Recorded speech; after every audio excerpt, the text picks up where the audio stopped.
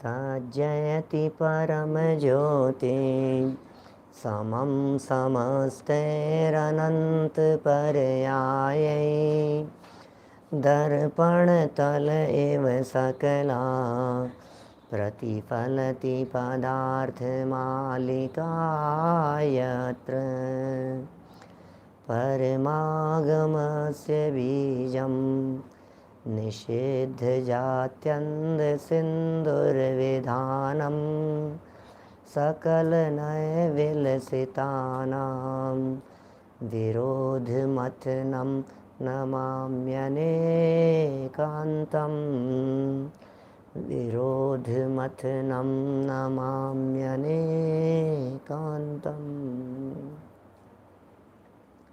पुरुषार्थ सिद्धि उपाय नामक यह ग्रंथ है आचार्य अमृतचंद्र स्वामी की अनुपम रचना। और यहाँ आचार्य देव परिग्रह के स्वरूप की चर्चा कर रहे थे। परिग्रह की चलती हुई इस चर्चा में कल तक हम आपके बीच में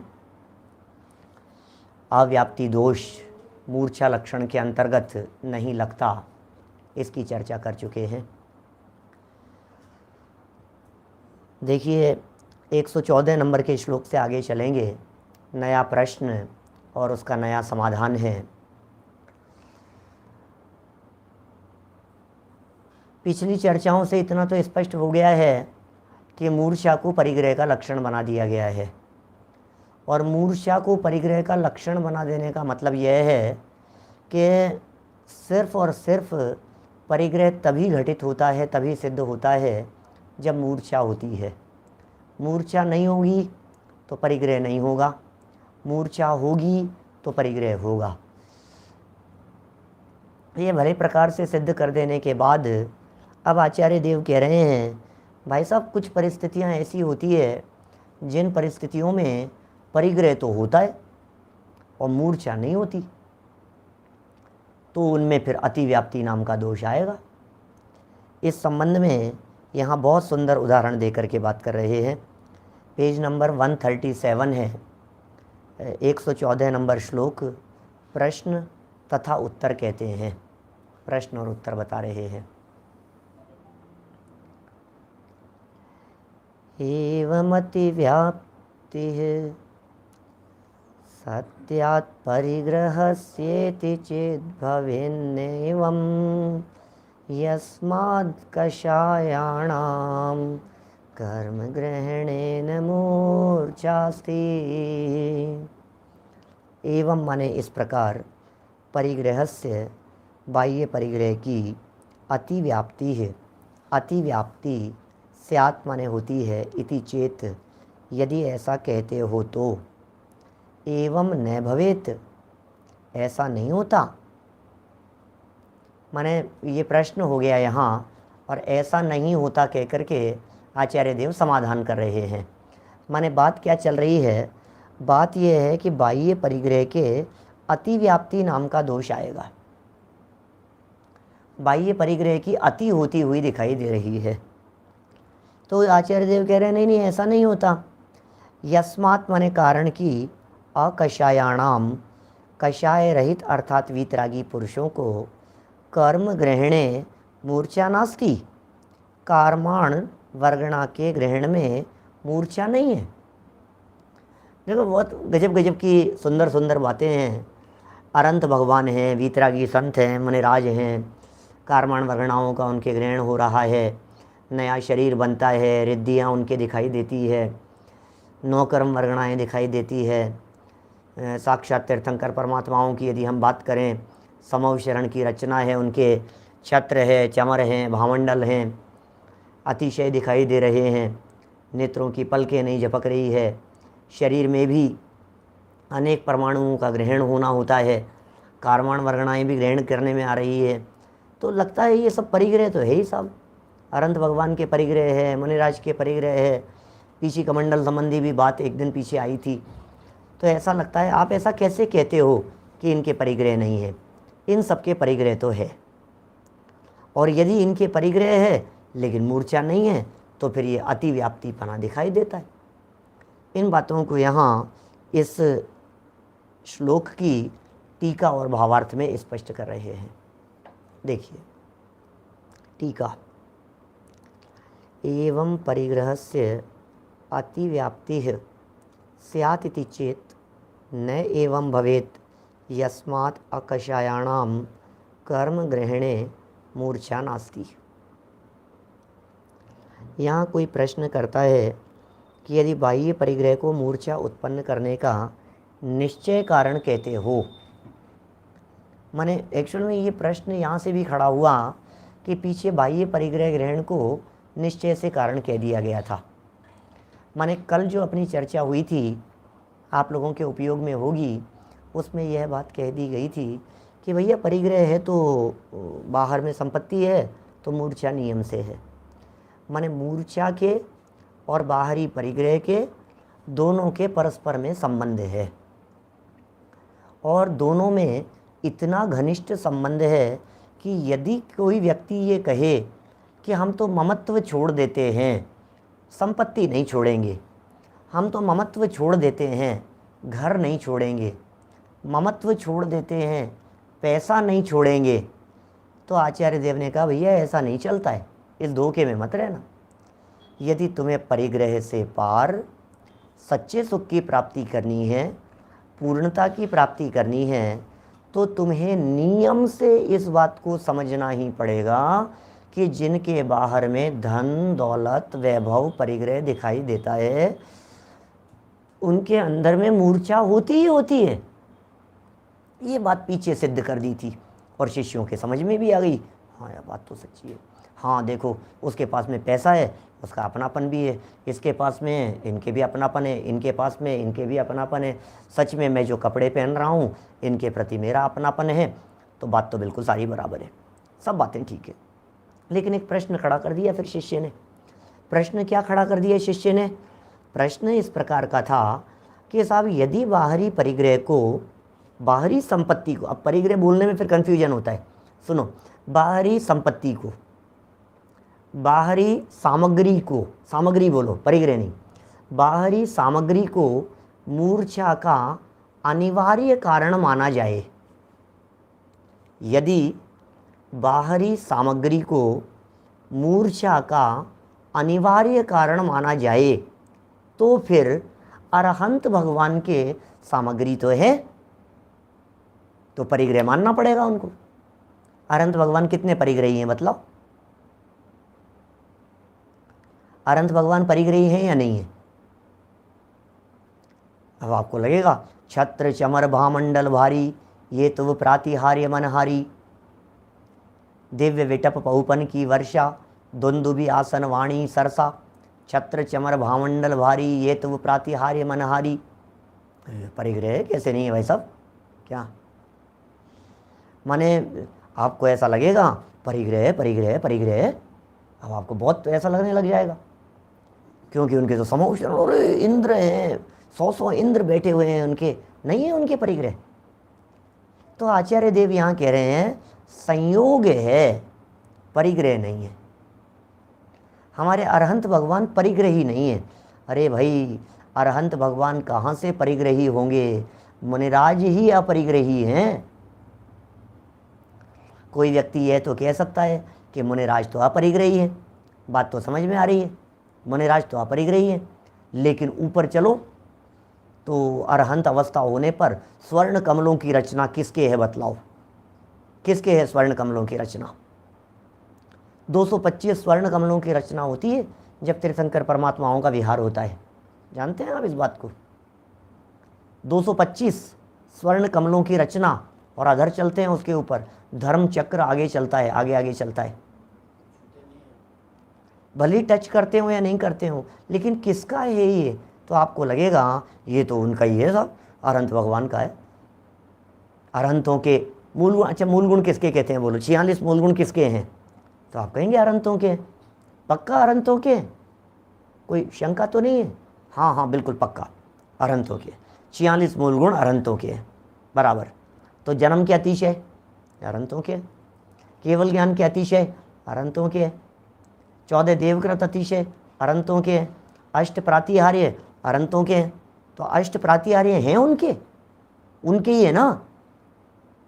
आपको मालूम है अरहंत और सिद्ध भगवान की प्रतिमा में अंतर करते हुए तिलोय पण्णत्ति नामक ग्रंथ में अकृत्रिम चैत्यालयों की चर्चा करते समय अन्य भी स्थानों की कि हम कैसे पहचानेंगे कि ये अरहंत भगवान की प्रतिमा है या ये प्रतिमा सिद्ध प्रतिमा है, इसका क्या क्राइटेरिया है, कौन सी प्रतिमा को अरिहंत प्रतिमा माना जाए और कौन सी प्रतिमा को सिद्ध प्रतिमा माना जाए, इसका क्या आधार है, बेस क्या है इसका। तो ये जवाब दिया। देखो अभी उन सिद्ध प्रतिमाओं की बात नहीं कर रहे हैं जो सिद्ध प्रतिमाएं हमारे जिन मंदिरों में आजकल ब्लैंक स्पेस वाली बनने लग गई है, खाली स्पेस वाली, सांचा रहता है, मंदिर जैसा शेप बना दिया और बीच में कटआउट रहेगा और हमने उस कटआउट को देख करके कह दिया कि भाई ये सिद्ध भगवान है, क्योंकि सिद्ध भगवान तो अशरीरी होते हैं, अशरीरी सिद्ध भगवान। तो अभी वो जो आपने बनाई है जो प्रतिमा, वो प्रतिमा सिद्ध भगवान की नहीं है, क्योंकि वो जो तुमने जो बनाई है वहाँ तो सिद्ध है ही नहीं, और जो नहीं है वहाँ सिद्ध है।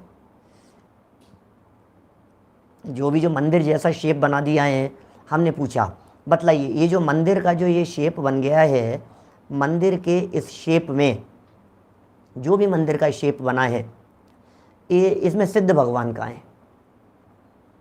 तो बोल फोटो खींचो, सिद्धों की सिद्ध सिद्ध सिद्ध प्रतिमा विराजमान है भाई हमारे मंदिर के अंदर, फोटो खींचो इसकी। तो क्या फोटो खींचेगी, अशरीरी है सिद्ध भगवान। तो जो नहीं है उसकी फ़ोटो लो, जो है उसकी मत लेना फ़ोटो।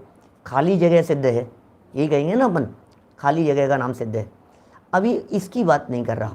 जो फिजिकल प्रतिमा होती है, जैसी पाषाण की प्रतिमाएं, जिस तरह की पाषाण की प्रतिमा होती है उसी तरह की प्रतिमा सिद्ध भगवान की और उसी तरह की प्रतिमा अनंत भगवान की।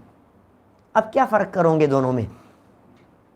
तो जिनागम ये कह रहा है उसका फ़र्क इस प्रकार से होता है कि जिन प्रतिमाओं के आगे अष्ट प्रातिहार्य हो वे सब अरहंत प्रतिमाएं, और जिन प्रतिमाओं के आगे अष्ट प्रातिहार्य नहीं हो वे सिद्ध प्रतिमाएं। ये बिल्कुल आगम वाक्य कह रहा हूँ आपसे, आगम वाक्य है। अरहंत प्रतिमा और सिद्ध प्रतिमा में विभाजन रेखा क्या क्या आधार है, क्या क्राइटेरिया है? तो आगम इस संदर्भ में ये कह रहा है कि बाहर में जिनके प्रतिमा के साथ में ये सब परिकर है वो अरिहंत है, ये परिकर कहलाता है, बाहरी शोभा कहलाती है ये अरहंत भगवान के। और सिद्धों के ऐसी शोभा होती नहीं है, तो जो अष्ट प्रातिहार्य से रहित हो वे सिद्ध प्रतिमा कहलाती है। अभी तो छोड़िए अष्ट प्रातिहार्य की बात, अभी तो हम यहाँ आपसे कह रहे हैं उनके शरीर में परमाणुओं का ग्रहण हो रहा है, वो परिग्रह है या नहीं है? शरीर में परमाणुओं का ग्रहण कर रहे हैं, अब उसको परिग्रह कहो कि नहीं कहो, बोलो जरा सुनिए। यहाँ से पढ़ता हूँ, क्या यहाँ मूल बात कहते हैं कुछ। 114 नंबर श्लोक और इसका अन्वयार्थ पढ़ लिया है, टीका पढ़ रहा हूँ मैं। एवं परिग्रहस्य अतिव्याप्ति है स्यात् इति चेत न एवं भवेत यस्मात् अकषायाणाम कर्म ग्रहणे मूर्छा नास्ति। यहाँ कोई प्रश्न करता है कि यदि बाह्य परिग्रह को मूर्छा उत्पन्न करने का, मूर्छा मतलब ममत्व परिणाम, कि भाई पैसा होगा तो परिग्रह हो ही जाता है, स्त्री है तो राग हो ही जाता है, विषय है तो भोगने का मन हो ही जाता है, एसी है तो चलाने का मन हो ही जाता है, भोजन सामग्री है तो खाने का मन हो ही जाता है। अब ये जो आपको लग रहा है, फीलिंग में ये जो बात आ रही है कि भैया परिग्रह होगा तो राग हो जाएगा, संपत्ति होगी तो अपनापन हो जाएगा, ये जो फीलिंग है आपकी, ये कह रहे हैं यदि बाह्य परिग्रह को मूर्छा उत्पन्न करने का निश्चय कारण कहते हो, यदि इसे निश्चय से कारण कहते हो तो मूर्छा परिग्रह है। इस लक्षण में अतिव्याप्ति दोष आता है। क्या अतिव्याप्ति दोष आएगा इसमें? क्योंकि अरहंत अवस्था में भी कार्माण वर्गणा तथा नौकर्म वर्गणा, इन दोनों के ग्रहण रूप परिग्रह है। क्या कार्माण वर्गणाओं का भी ग्रहण है अरहंत भगवान के? आप जानते हैं अरहंत भगवान के भी कर्म आ रहे हैं अभी। प्रकाश भाई एकड़ साहब बोलो, ये कर्म वर्गणाएं अरहंत भगवान के ग्रहण की जा रही है। ये बात अलग है कि अनंत भगवान के कषाय नहीं होने के कारण वे कर्म वर्गणाएं चिपकती नहीं है, लंबे टाइम के लिए चिपक नहीं रही है, ठीक है ना, आती है, एक समय मात्र का आश्रव है उसे जिनागम में शास्त्रों में एक विशिष्ट शब्द कहा है, उसे कहते हैं ईरियापथ आश्रव। ईरियापथ नाम का एक आश्रव होता है, और वो ईरियापथ आश्रव होता है, किसके होता है ईरियापथ आश्रव?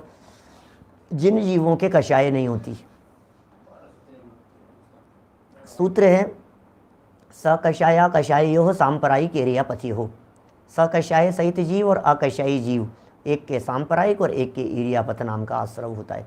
इसका मतलब अरहंत भगवान के भी कर्म वर्गणाएं ग्रहण हो रही है, अरहंतों के कर्म वर्गणाएं ग्रहण हो रही है। और दूसरा शब्द दे दिया है इन्होंने, नौ कर्म वर्गणा का भी ग्रहण हो रहा है। अरहंत भगवान के आहार भी होता है, आप जानते हैं, कभी सुना है क्या आपने अरहंतों के आहार होता है? हमारे बहुत सारे श्वेतांबर बंधु जो लोग सुन रहे होंगे वे सोच रहे होंगे, अरे पंडित जी आज कैसी बात कह रहे हैं, ये बात तो हमारे यहाँ तो बहुत चलती है, केवली भगवान के कवलाहार होता है।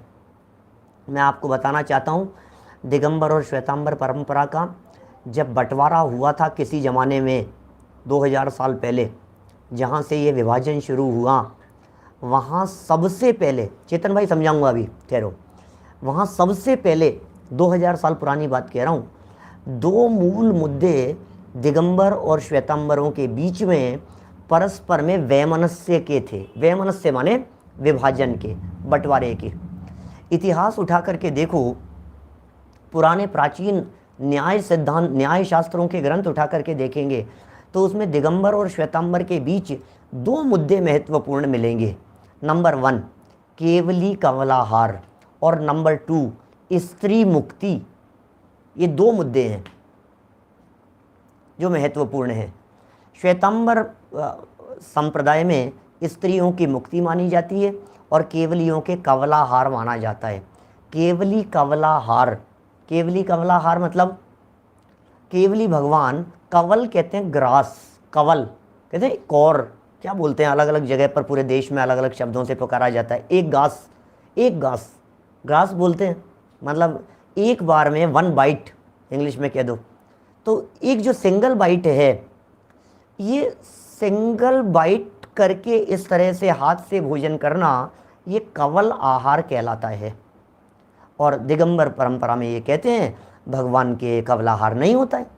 टोडरमल जी ने मोक्ष मार्ग प्रकाशक ग्रंथ में 147 नंबर पेज पर स्त्री मुक्ति निषेध प्रकरण दिया, जितेंद्र जी 147 नंबर पेज पे, वहाँ द्रव्य वेद और भाव वेद की अपेक्षा से अंतर करके बतलाया है।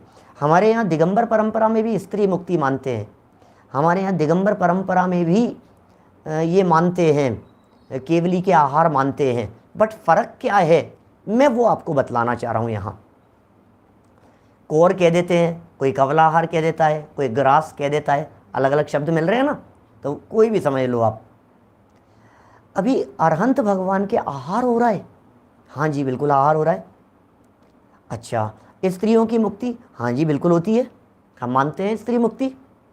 क्या आप मानते हो? बिल्कुल मानते हैं, स्त्री मुक्ति मानते हैं। स्त्री मुक्ति नहीं, हम तो नपुंसक मुक्ति भी मानते हैं। पुरुष वेद से तो मुक्ति है ही, स्त्री वेद से भी मुक्ति है और नपुंसक वेद से भी मुक्ति है। क्या? नपुंसक वेद से भी है, स्त्री वेद से भी है, पुरुष वेद से भी है, तीनों वेदों से मुक्ति है। लेकिन सुनो, ये तीनों भाव वेद होने चाहिए, द्रव्य वेद तो पुरलिंग ही होगा। समझ में आ रही है बात? सारी बातें आगम प्रमाण से कह रहा हूं, जिनागम के अनुसार कह रहा हूं। भाव वेद है ना, भाव वेद, भाव वेद की अपेक्षा से बात करो, जो शरीर संरचना नहीं है, तो भाव वेद की अपेक्षा से स्त्री वेद, पुरुष वेद, नपुंसक वेद, तीनों की अपेक्षा से मुक्ति है। लेकिन द्रव्य वेद में पुरुष होना चाहिए, परिग्रह रहित होना चाहिए, नग्न दिगंबर होना चाहिए। अभी इसको लिंग भी कह देते हैं कभी कभी।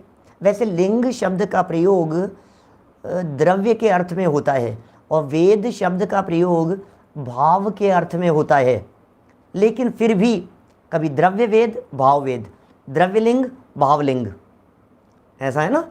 तो जहाँ परिणामों की जहाँ चर्चा हो अंतरंग में, वो भाव वेद है। तो भाव वेद की अपेक्षा से तीनों वेदों से मुक्ति है। अब इस मुद्दे पर बात करो केवली के आहार के संदर्भ में। हमारे यहाँ जनागम में 6 प्रकार से आहार कहे हैं। वेद तो ख्याल में आ गया आपके, वेद का क्या मैटर है? वेद माने परिणाम। अब वो परिणाम अंदर में कोई जरूरी नहीं है। कोई व्यक्ति, सुनना मेरी बात ध्यान से, कोई व्यक्ति बाहर से पुरुष हो, पुल्लिंग है, लेकिन उसके स्त्री वेद हो सकता है। उस पुल्लिंग व्यक्ति के, उस पुरुष के भाव वेद स्त्री हो सकता है, भाव वेद नपुंसक भी हो सकता है, और भाव वेद पुरुष भी हो सकता है, तीनों हो सकते हैं। इसी तरह से लेडीज़ के लगाइए, स्त्रियों के लगाइए, स्त्रियों के भाव वेद पुरुष भी हो सकता है, स्त्री भी हो सकता है, और नपुंसक भी हो सकता है। अब ये भाव वेद की बात है। अच्छा, एक और मार्मिक बात इसके अंदर समझ लेना, करणानुयोग का नियम है, लाइफ टाइम के लिए भाव वेद भी परिवर्तित नहीं होता। जैसे हम वेद कषाय कहते हैं ना, 9 कषायों की जो चर्चा है, कषाय और 9 कषाय, हास्य, रति, अरति, शोक, भय, जुगुप्सा, स्त्री वेद, पुरुष वेद, नपुंसक वेद। तो स्त्री वेद है, पुरुष वेद है, नपुंसक वेद है। ये जो अंदर के जो कषाय रूप क्या परिणाम हैं, उन परिणामों के आधार पर ये बात कही जाती है, हम पकड़ नहीं पाएंगे। और जन्म से लेकर मरण तक जिस व्यक्ति का जो भाव है, वही भाव वेद नियम से लाइफ टाइम रहता है। लाइफ में वो चेंज नहीं होता, सदा काल एक ही रहता है। ये भी हो सकता है कि राणा प्रताप हो और स्त्री वेद हो सकता है। महारानी लक्ष्मीबाई हो और पुरुष वेद हो सकता है। ये मोटा मोटा समझने समझाने के लिए इस प्रकार की बातें कह दी जाती है। समझाने की दृष्टि से अंदर की बात भावों की पकड़ में नहीं आती है, क्योंकि वो सूक्ष्म रीति से अंदर में चलता है। लेकिन समझने समझाने के लिए बात कह दी जाती है। कोई लेडी है और उस लेडी में थोड़ा सा जैसे पौरुष दिखाई दे रहा है, तो भाववेद पुरुष है, ऐसा बोल दिया जाता है। माने समझ लीजिए जैसे महारानी लक्ष्मीबाई, खूब लड़ी मर्दानी वो तो झांसी वाली रानी थी। बचपन से पढ़ते रहे पुस्तकों में, खूब लड़ी मर्दानी वो तो झांसी वाली रानी थी, खूब लड़ी मर्दानी, तो मर्दों जैसे लड़ी उन्होंने, खूब युद्ध किए और शित। तो ये इस तरह से तो ऐसा बोलने में आ जाता है, कहने में आ जाता है। बाकी ये कोई क्राइटेरिया नहीं है इस तरह का। इसी तरह से अंतर के जो भाव हैं, उन भावों के बेस पर स्त्री पुरुष नपुंसक भाव वेद डिक्लेयर होता है। द्रव्य वेद तो सब जानते ही हैं, पहचानते ही हैं, जो हमारा स्त्री हैं वेद। जिस तरह से अर्धनारीश्वर अलग मैटर है, इससे नहीं समझना चाहिए।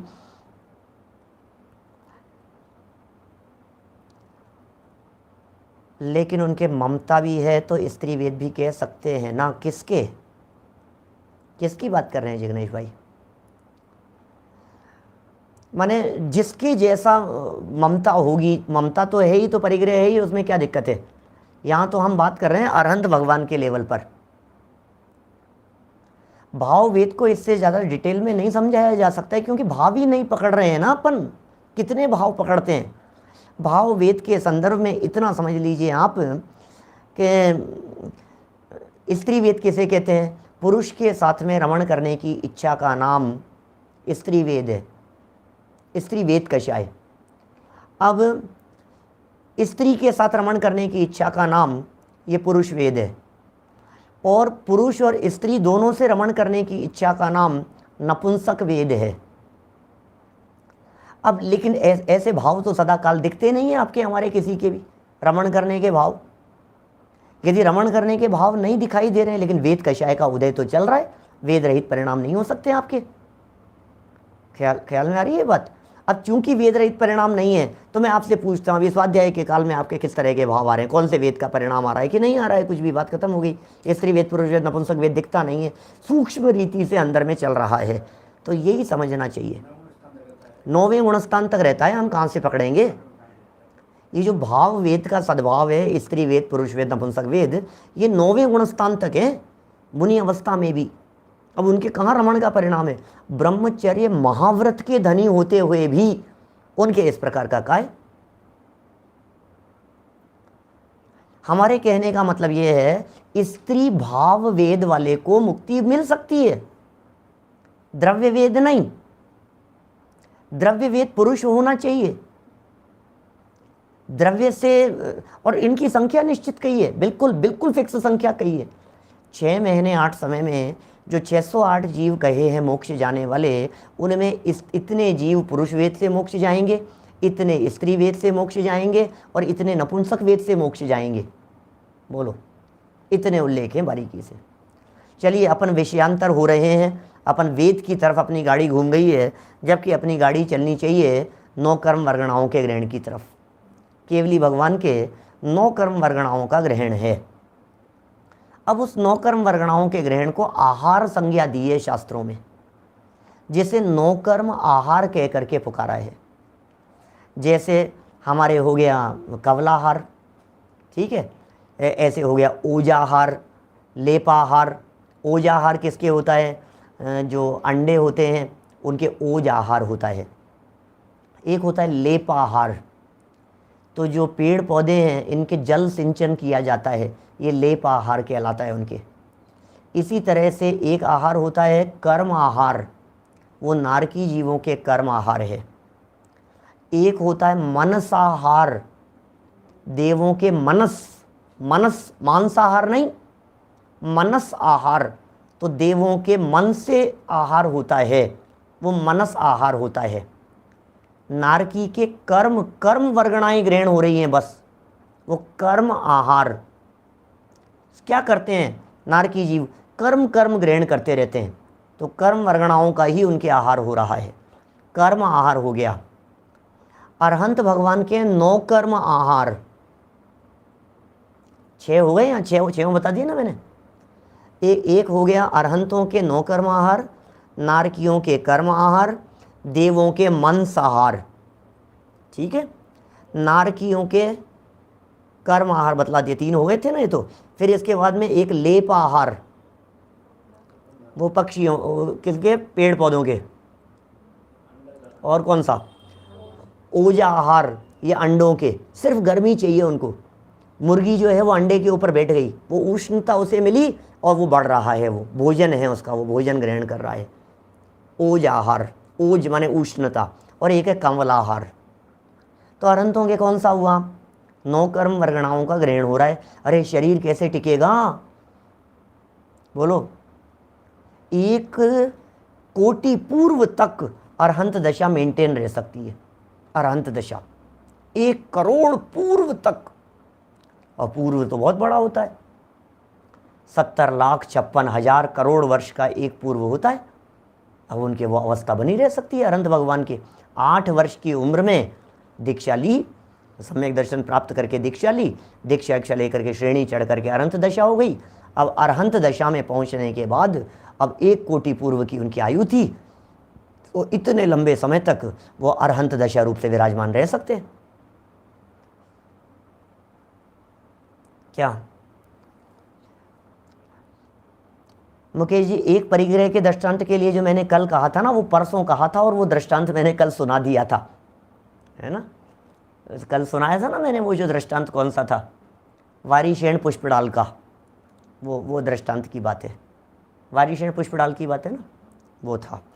चलिए, तो इतनी बात तो इतनी तो हमारे दिमाग में क्लियर हो गई, कवल आहार उनके नहीं होता। ऐसा हमारी जैसे भोजन करने को कवल आहार कहते हैं। कर्म आहार भी नहीं कहलाता अरहंतों के, कर्म आहार नहीं कहलाता, लेकिन कर्म वर्गणाओं का क्योंकि ईरियापथ आश्रव है, इसलिए ग्रहण कहलाता है। बस अट्रैक्ट तो हुई है ना वे कर्माण वर्गणाएं, कर्माण वर्गणाएं अट्रैक्ट हुई, बंधन नहीं हुआ। एक समय के अंदर आकर के टच होकर के वे कर्म अरहंत भगवान से छूट गए, वे खिर गए। तो देखिए क्या क्या बातें हो गई यहाँ, यहीं पढ़ते हैं अपन मूल में। यहाँ कोई प्रश्न करता है कि, प्रश्नकर्ता का प्रश्न है कि यदि बाह्य परिग्रह को मूर्छा उत्पन्न करने का निश्चय कारण कहते हो, क्या निश्चय कारण कहते हो उनका, तो मूर्छा परिग्रह, इस लक्षण में अतिव्याप्ति दोष आता है,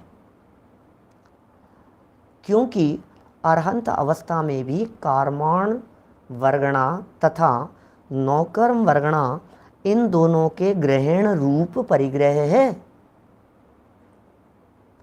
कार्माण वर्गणा का ग्रहण भी है वहाँ अरहंतों के, और नौकर्म वर्गणा कौन सी होती है? शरीर की जो वर्गणाएं हैं ये सब नौकर्म वर्गणा कहलाती है, इसे आहार वर्गणा कहते हैं। नौकर्म रूप वर्गणाएं हैं, इन वर्गणाओं का ग्रहण हो रहा है, अतः अतिव्याप्ति होगी। तो कहते हैं ऐसा नहीं है, ऐसा नहीं होता है भाई साहब।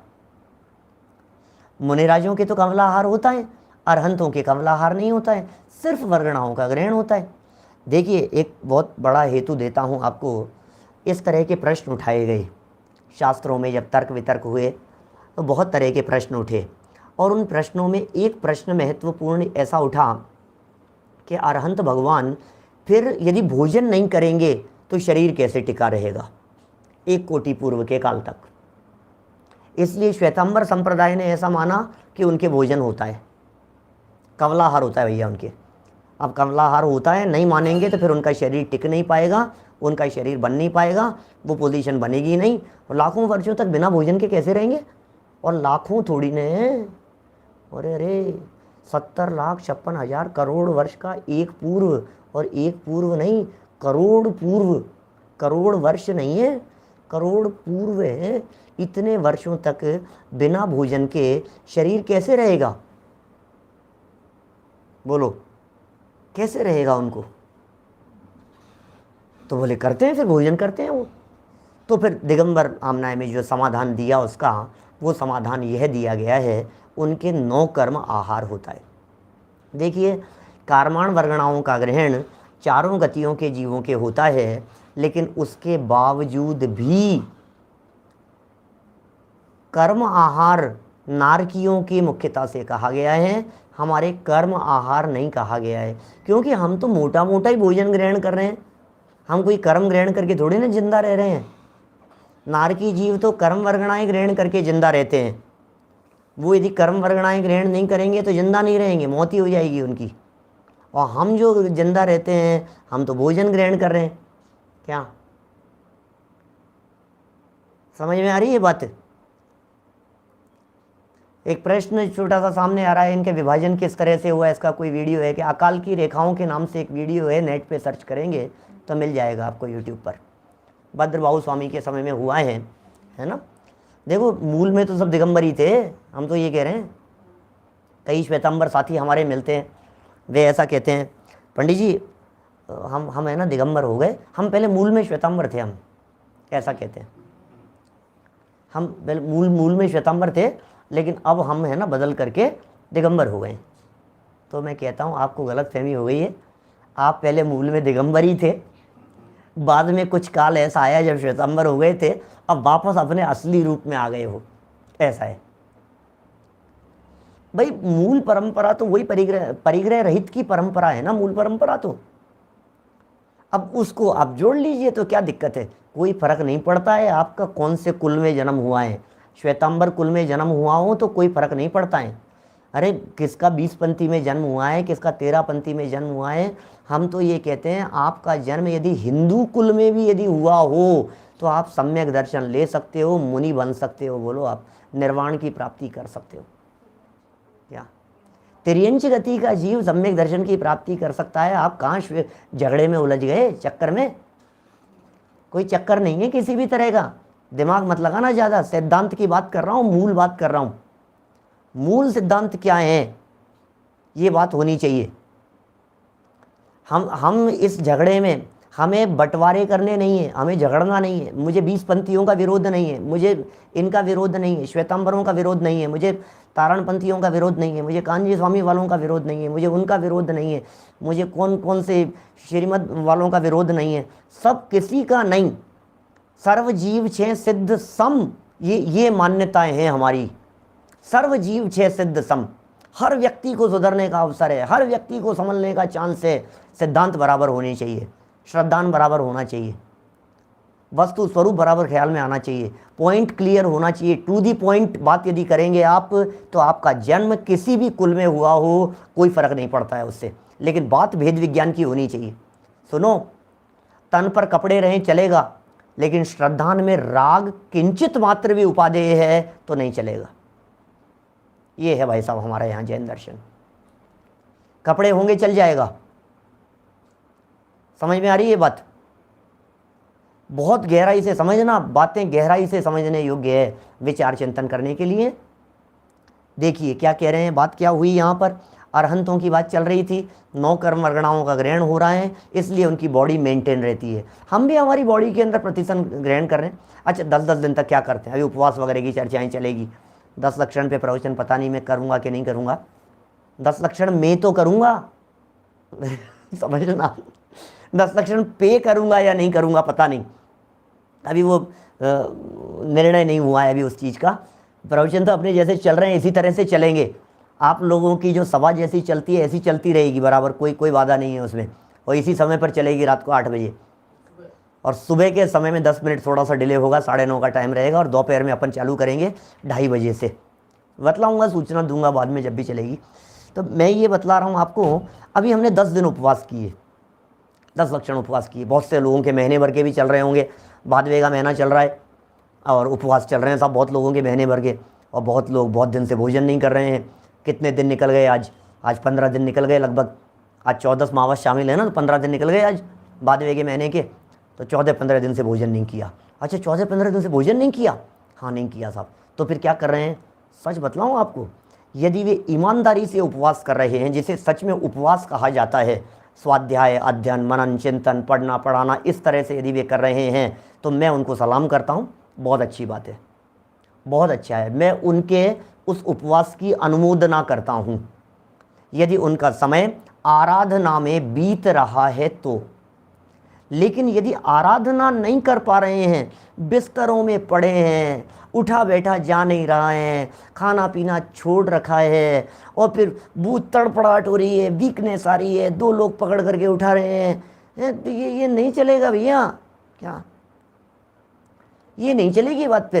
फिर क्या हो रहा है, फिर वो पोषण करने के लिए वो कोई नींबू हाथ में रखते हैं, कोई फ्रूट्स हाथ में रखते हैं, वो आहार हो रहा है भाई साहब, उसमें आहार का दोष लग रहा है आपको, समझ ना? वो वर्गणाएं ग्रहण कर रहे हो आप। अच्छा मैं आपसे पूछता हूँ, मैं भोजन नहीं करूँ और 1 इंजेक्शन ग्लूकोज का, 1 बोतल रोजाना ग्लूकोज की बोतल चढ़वा लिया करूँ मैं, तो बोलो मेरा उपवास होगा कि नहीं होगा? बोलो। पानी नहीं पी रहा हूँ मैं, 1 बोतल ग्लूकोज की रोजाना चढ़वा लेता हूँ, 2 बोतल चढ़वा लेता हूँ, बोलो विदिशा वाले RK जैन साहब क्या करें? बोलो 2 बोतल चढ़ा दिया करो आप, तो विदिशा करके रह जाता हूँ, 10 दिन के उपवास करता हूँ, सुबह शाम बोतल चढ़वाऊंगा आपके यहाँ और उपवास कहलाऊंगा, कमजोरी नहीं आएगी, वीकनेस नहीं आएगी, अपने तो क्या है, मस्ती से चल रही है लाइफ, महीने भर खींच सकता हूँ फिर तो मैं। बोलो नहीं पंडित जी ये उपवास नहीं कहलाएगा। क्यों? मुंह से तो खाया नहीं मैंने। सुन भैया, मुंह से नहीं खाया, बाहर से ले लिया तूने, ये कहेंगे ना आप, मुंह से तो नहीं लिए, बाहर से ले लिया। यही तो हम कह रहे हैं, आपने उपवास करके क्या किया, हाथ में नींबू रख लिया। अब क्या हो रहा है, अब वो जो नींबू है ना हाथ में, वो उससे उस वर्गणाओं का ग्रहण हो रहा है, या आहार की श्रेणी में चला जाता है। बोलो। सुन, अरहंत भगवान भी जो जिंदा हैं, जो आयु कर्म से तो हैं ही, लेकिन वर्गणाओं का ग्रहण हो रहा है, 9 कर्म वर्गणाओं का अट्रैक्शन होता है उनके अपने आप ही होता है, इसलिए उनकी लाइफ वो कोड़ा कोड़ी कितना 1 कोटि पूर्व तक उनकी लाइफ मेंटेन रह सकती है, बॉडी बिना शिथिल हुए, बिना वीकनेस आए हुए, बिना चक्कर आए हुए, इस तरह से चलता है। बोलो। देखिए अभी दुनिया में क्या क्या चलता है, मैं गलत डायरेक्शन में नहीं जाना चाहता, अपना प्रकरण ये है, मैं तो कंसेप्ट समझाने की कोशिश कर रहा था कि अरहंत भगवान के वर्गणाएं ग्रहण कर रहे हैं, बाहर से भी ग्रहण की जाती है, पकड़ा जाता है, लिया जाता है, ये समझा रहा हूँ मैं यहाँ। तो कहते हैं ऐसा नहीं है। अब सुनो, हो तो रहा है उनके कर्म, 9 कर्म का ग्रहण तो हो रहा है अरहंतों के, लेकिन परिग्रह नहीं है। कारण कि कषाय रहित जीवों के कर्म नौकर्म का ग्रहण होने पर भी, कषाय रहित हैं वे, कर्म नौकर्म का ग्रहण होने पर भी मूर्छा अर्थात ममत्व परिणाम नहीं है। बोलो, 1 कोटि शब्द का अर्थ होता है करोड़, कोटि माने करोड़, पूर्व माने 70 56 7056, उसके आगे 10 जीरो, 7056 फिर 10 जीरो, 70,56,000 करोड़ ये वर्ष। ठीक है ना। चलिए यहाँ चल रहे हैं अपन, देखते हैं क्या चलेगा। भावार्थ की तरफ बढ़ते हैं अपन आगे, समय अपना लगभग हो ही गया है। भावार्थ, अतिव्याप्ति तो तब हो, अतिव्याप्ति तो तब हो जब निष्परिग्रही वीतरागी महापुरुषों के मूर्छा हो। अब मूर्छा नहीं है हमारे वीतरागी मुनिराजों की, वीतरागी संतों की मूर्छा नहीं होती है, किंतु वह तो उनके होती नहीं है, मुनिराजों की मूर्छा तो होती नहीं है। मूर्छा माने क्या होता है बेटा? मूर्छा माने ममत्व परिणाम, शाबाश, मूर्छा माने ममत्व परिणाम।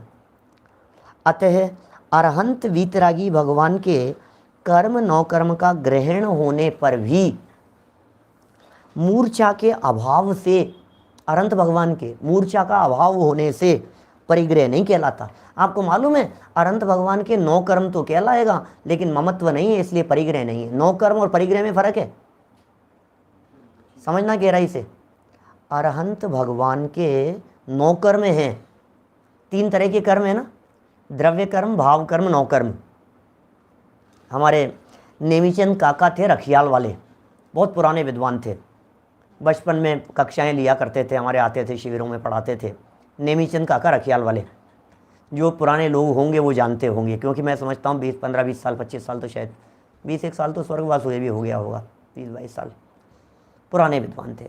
वो बताते थे अरहंत भगवान के 1.5 कर्म है क्या कर्म 3 होते हैं, 1.5 कर्म कितने होते हैं? 3, द्रव्य कर्म, भाव कर्म, 9 कर्म। अरहंत भगवान के कितने कर्म है भाई साहब? बोले 1.5 कर्म है। कि 1.5 कर्म है, ये क्या मतलब? 1.5 कर्म क्या होता है? बोले 1.5 कर्म का मतलब 9 कर्म तो पूरा पूरा है, भाव कर्म पूरा नहीं है।